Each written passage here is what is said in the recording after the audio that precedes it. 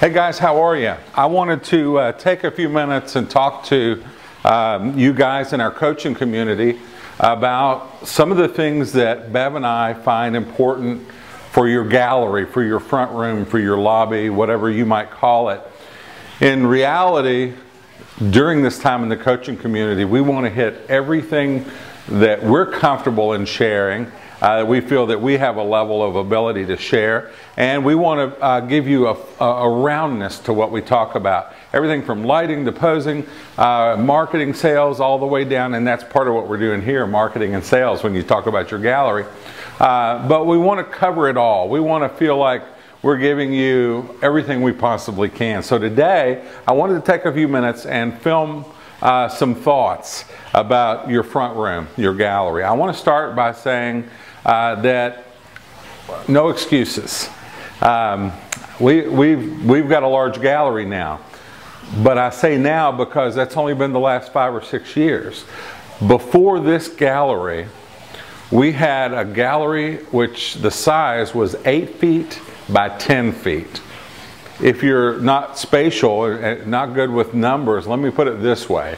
You couldn't make a bedroom out of it. It was too small. It was so, you know, what's the old joke? It wasn't big enough to change your mind. I mean, it was tiny. And so we wanted to, back then, say, you know, we're not going to make any excuses. We're going to make this the best 8 by 10 feet we possibly can. And in reality, we did. We did a number of things that made that the most grand, beautiful 8 by 10 feet we could. So before I start with some of the thoughts that I put on paper and I want to share with you, I wanted to start by saying, don't make excuses. Set your mind to being the best with what you got. Be excellent. If you've got 3 feet by 10 feet, if you've got 20 feet by 30 feet or 100 feet by 1,000 feet, whatever it is, make it the best you can make it. Now, a couple of things about that first impression when people walk into your studio, and this is important. Matter of fact, this room, I'll start by saying this. This room, when we were building it, our builder said to us, you know, you're wasting a lot of room out front where you're hanging your pictures. I hate that word, but that was what she said. And she said we could have added that room, you know, to your camera room or somewhere where you really could use it. But the reality is, I believe this is a great investment. I believe that making that the best we can make it is important, because when people walk through the door, I wanted to say to them, I've chosen the right place. The size of it is not the only way you do that. You do that through the look, the cleanliness, the fragrance, all the senses being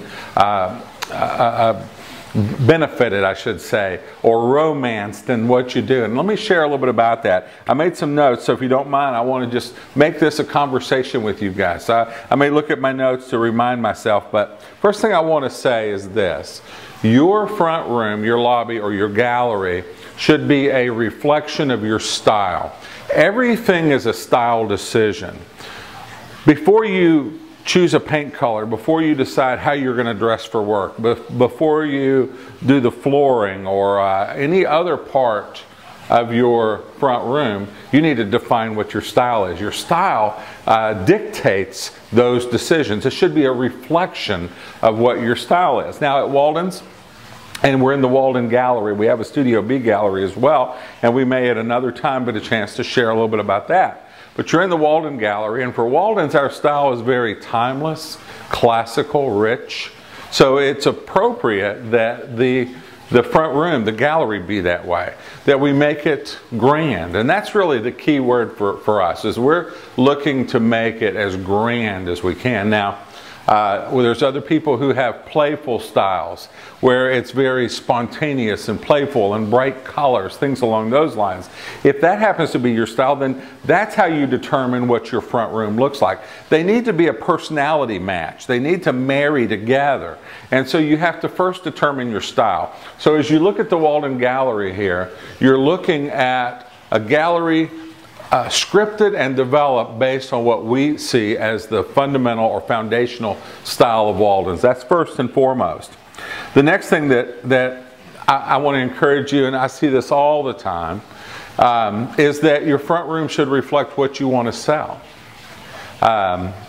Too many of us fill the walls up with 4x6s and 8x10s and cute little peripheral products, secondary products, when the reality is, when we go out and teach and talk to a lot of folks, they say, well, I want to sell wall portraits. But when you go in their gallery or their front room, it doesn't reflect that. Less is more. Just show a few of the things that you want to sell. Make your point and make it in a rich and excellent fashion. So make sure that you're showing what it is you want to sell. Don't show everything you do. People don't want to know what all you do when they walk through your door that first time. They want to know, here's the question they want to know, did I choose the right place? And that's what they want to know. Did I choose the artist that's going to fulfill my needs and my desires?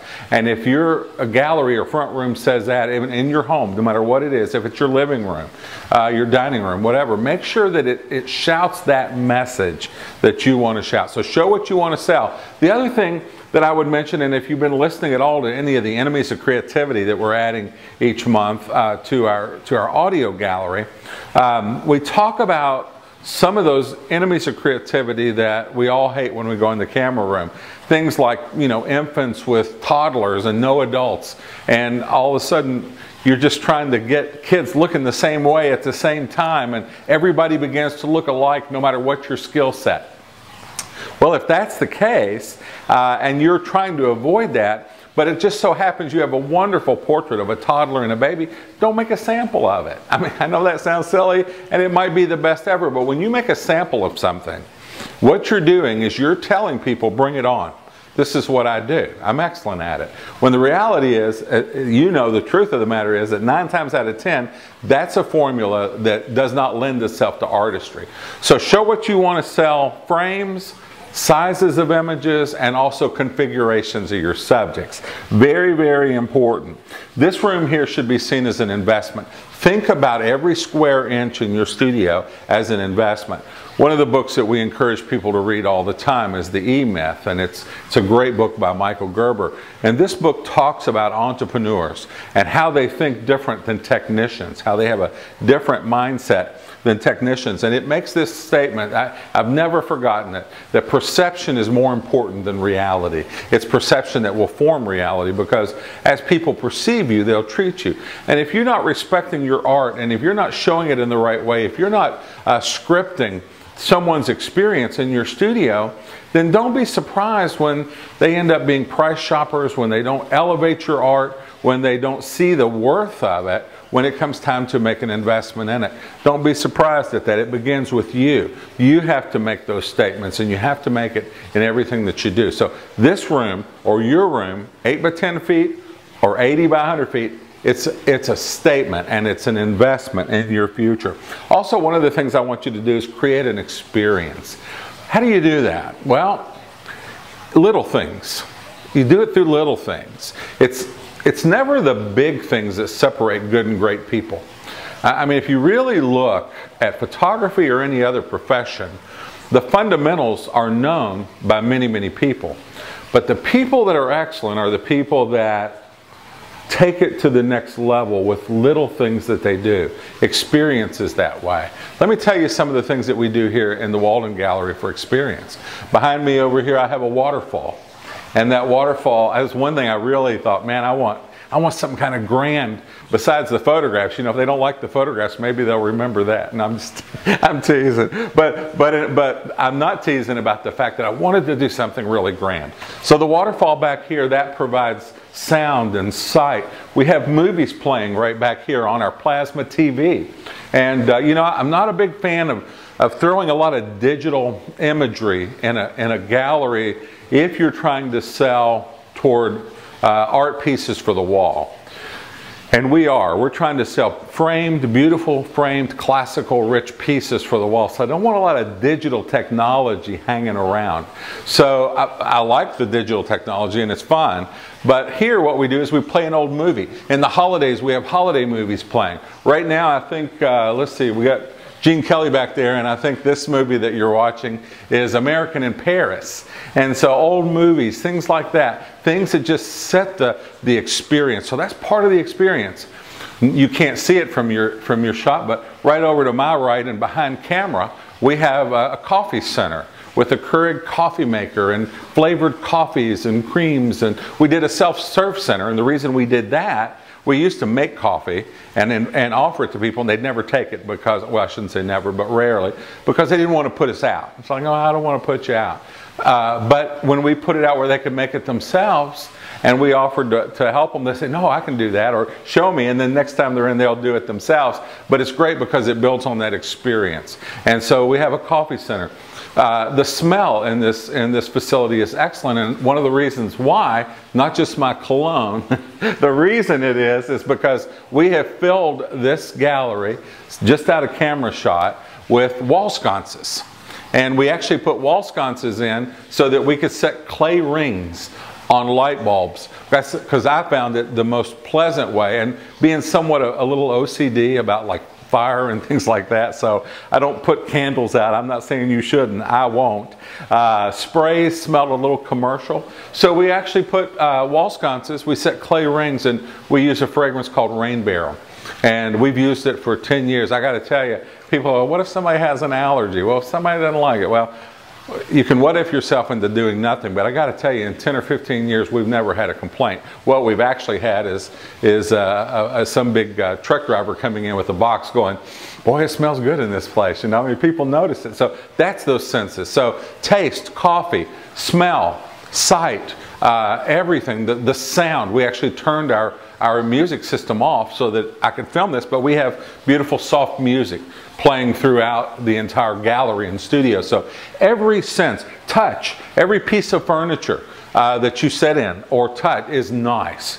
It's a great, great quality. You know, and if you just do like goofy, fun type of things in your photography, throw out big beanbag, you know, chairs, reds and blues and greens, and make it loud and bright, but married to your style, but still, you still want to do the same things. You want people to be comfortable. You want to build an experience. That's very, very important. All right, you've heard us over and over again preach this message, and today's going to be no different. And that is clarity. Something else your gallery should do. It should clarify who you are. You need to answer 2 questions in all of your marketing, and this is part of your marketing. This is part of your experience. What are those 2 questions? Who are you and what do you do? You have to answer those questions. Who are you as an artist? Who are you and what do you do? Those impressions, when people walk through the door, they happen like that. I mean, they're fast. And if you've got a hole in the wall or scrapes in the wall, that doesn't say very nice things about you. So your gallery should be beautiful, but it should also say what you do. I think that clarity is one of those messages that we have to preach in marketing over and over. And it's not always the most fun to talk about, because it's a lot more fun to talk about emotion. Like, here's a great marketing piece, and it brings tears to people's eyes, and it makes them understand the value of their family. Well, that's important, and you know it is with us, and we're going to preach it over and over. But it's built on a platform, and that platform is clarity. Yeah, they still have to know who you are and what you do. Let me ask you this question, and you be honest, be absolute honest with me as you watch this. Have you ever done a beautiful photograph for someone, done an incredible job, but yet when they saw it, you were so excited to show it to them, they looked at it and they said, well, yeah, it's okay. I mean, it's just like you're disappointed, you're crushed. You go, well, what's wrong with it? Well, no, nothing's wrong. It's good. It's good. And you're sitting there going, you're toast. You're cooked, because everything else is someone convincing themselves that it's okay. Why did they not connect with that piece of art? 9 times out of 10, it's because, not because you didn't do a good job, not because you didn't light it well. It can be that. You need to be excellent. But 9 times out of 10, if you're at a professional level, it's not that you did something wrong. It's simply this. They had an expectation and you did not fulfill it. That's it. In a nutshell, that's it. So the question is, where did they get that expectation? Well, more than likely, if you're not doing the things to message your work, if you're not doing the things to market with clarity, that a relationship portrait is black and white, it's loose, it's emotionally based. Color studies are timeless, classical pieces. Beau Visage are also timeless, but they're painted pieces at milestone times in people's lives. If you don't continually do the same things, and put your work in that defined parameters, then people are going to have an expectation. It could be something they saw at a friend's house, that you did something special for them, or you just changed something here and there, and all of a sudden they come in with an expectation and you do a wonderful job and they're not happy with it. Clarity is an undergirding. It is a foundation that you build emotional marketing on. It's a foundation you build everything on. So look at the Walden Gallery. I can tell you all about it. This is a Beau Visage pieces right here. You see this right here? This column? This column is not there because there's a pipe or a pole or a stud behind there. We put it there to segregate our gallery so that we could build 3 galleries. Beau Visage, color studies, which I have here, and black and white relationships down on the end. So that I can walk somebody, no matter, I'm telling you, if you got an 8 by 10 foot gallery, that's fine. Walk them over there. Say, by the way, let me tell you what a Beau Visage portrait looks like. Work on messaging, work on clarity, define your style, define it to the nth degree. Wisdom today, for the first time ever, is in knowing what not to do. I really believe that. I think that we constantly are inundated with, look what you can do digitally. Look at all the new frames. Look at the new templates. Look at the new this. Look at the new products. And in reality, we get overwhelming to people, and we do it in the name. We do it all in the name of being good service and being good stewards. But in essence, it comes back to backfire on us, because if people can't define who you are and what you do, if those two things aren't crystal clear, then they're going to begin to choose you for the wrong reasons. Price and location. None of us want to be shopped that way. We don't want to be shopped for price and location. So clarity. Work on your messaging, define your style. We hit that in some other things, and we'll continue to do that. So that has to happen no matter what. The other thing that I want you to do is to think about when people come in your gallery for the first time. Actually, even beyond, but the first time is more critical. They're there for a design appointment or for a session. Don't rush them out of the front room.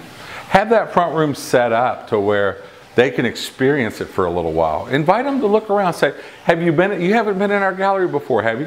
Let me show you some of the things that we do. Over here on the left side of the gallery is our Beau Visage pieces. Now, Beau Visage are Beverly's painted pieces, and these are wonderful, timeless pieces. Matter of fact, your daughter is what? She's 4 years old? Well, we're going to do her portrait. I think, what are you doing, a color study?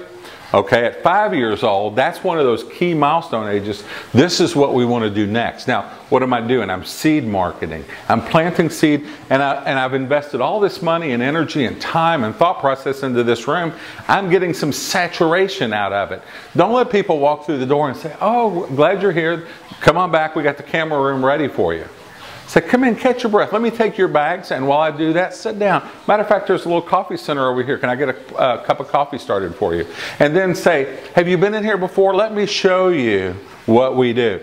This is seed marketing in its broadest sense. There's some real specific ways to do seed marketing, and we'll at times pick that up again in other areas. But seed marketing, experience building, let people catch their breath. Let them come in and go, wow. This is a beautiful place. So, well, thank you. Well, you know, we built it for you. I knew you were coming, so I built it for you. So in essence, that's what you did. Let them smell the rain barrel. Let them smell the coffee. Let them enjoy the waterfall. Let all of these things happen so that they drink in that experience, and then take them back, work with them, make it a relaxing and enjoyable experience no matter what your brand or your style is. And again, market towards your next trip. Always market towards your next trip. We talk about that when we talk about your life in portraits. We're always marketing to the future because we got them now. We want to make them happy, but we also want to market toward the next trip. And the last thing I'll probably mention to you here is the value of messaging. Work with your staff on messaging. Work with yourself on. If you're your staff, if that is your whole staff, sit down and work with yourself on messaging. How do you describe a black and white relationship portrait? If you start describing it in ways that are attributes of the product, you're in trouble. Like if you say, oh, our black and white relationship portraits are on the finest paper and we use white mats, they're all beautiful mats. We do double mat on those. As a matter of fact, and actually the board we mount it on is a very thick board. No. You don't sell Jaguars that way. You don't sell great portraits that way. You sell the art. And so what the heart buys, the mind justifies. So you sell to the heart. A black and white relationship portrait is like celebrating a chapter in your life. Matter of fact, when we do your design appointment, we want to find out about this chapter in your life. Tell me about it. And that's what it's all about. It's all about no stuff. It's all about you, your husband, or you and your wife, or you and your kids. And you learn how to message it. And then if there comes a time you have to validate it, absolutely validate it. It is on archival papers. It is hand printed by the artist. That's a validation. But the sale happens in the artistry. So don't forget it. Well, have I missed anything? Oh, I don't think so. I hope not. One other thing I do want to talk about just real quick is back to the segregating your art. I do want to mention, I like, even if you only have a couple of 3 different art forms, as you segregate it, put it in different areas. Even if you only have like 2 or 3 or 4 walls, don't mix it together, because if you do that, it's going to be a little disjointed as you guide people through. So not only do you need to define your work, but put it in places all by itself. Well, guys, I think I've covered all of it. Well, actually, I haven't. There's a million things I want to talk to you about, but we'll let this be one of our installments for now. Thank you guys for being part of the coaching community. Lots of new videos to come. Thanks, guys.